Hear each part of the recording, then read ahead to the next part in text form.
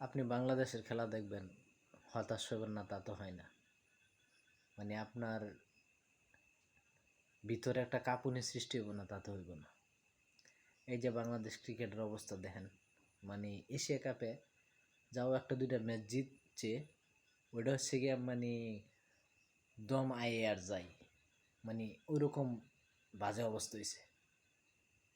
মানে খুবই খারাপ অবস্থা যে ম্যাচগুলো জিতছে, মানে হারে হারে যায়। মানে ওরা অনেক চেষ্টা করে হারানোর লাগিয়া, শেষ পর্যন্ত হারাইতে পারে না, কোনো না কোনোভাবে জিতে গেল।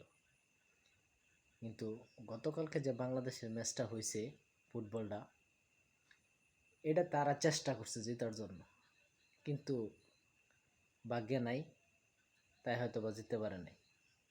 কিন্তু আপ্রাণ চেষ্টা করছে জেতার জন্য। যেখানে তারা 3 গোল দিয়ে দিছে, ওইখান থেকে ব্যাক টু ব্যাক 2 গোল দিয়ে কামব্যাক করছে। তার মানে তারা এটা জেতার জন্য চেষ্টা করলো না, হারার জন্য তো চেষ্টা করে নাই। কিন্তু ওইখান থেকে হতাশা, শেষ পর্যন্ত হার নিয়ে মাঠ ছাড়তে হইল। আর এদিক দা দেখেন যে ক্রিকেট টিমের কথা বলি, নারী ক্রিকেট পুরুষ ক্রিকেট দুইটার একেবারে বাজে অবস্থা, বলার ভাষা নাই।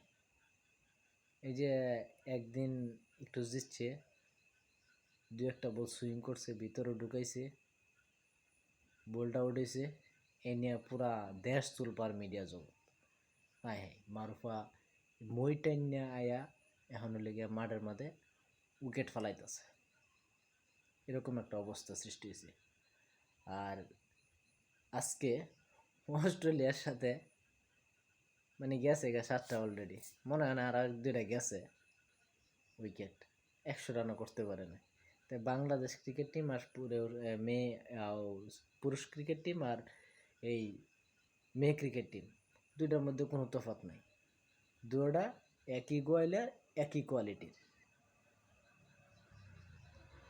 ঠিক আছে, মানে বাংলাদেশের খেলা দেখবেন, আপনি হতাশ হইবেন না, আপনারা হতাশ করব না তা কেমনে হয়?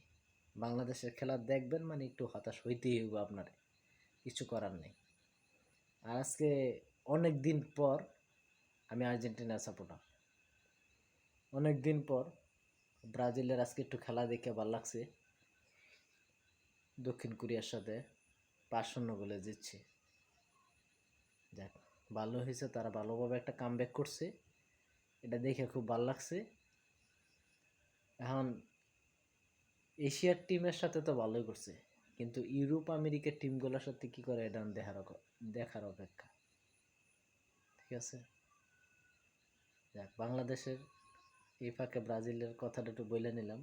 আর বুধ সকালে আর্জেন্টিনার একটা ম্যাচ আছে, যাক তাদের জন্য শুভকামনা রইল, ভালো কিছু করবো ইনশাল্লাহ, যদি সাপোর্ট করে আর্জেন্টিনা।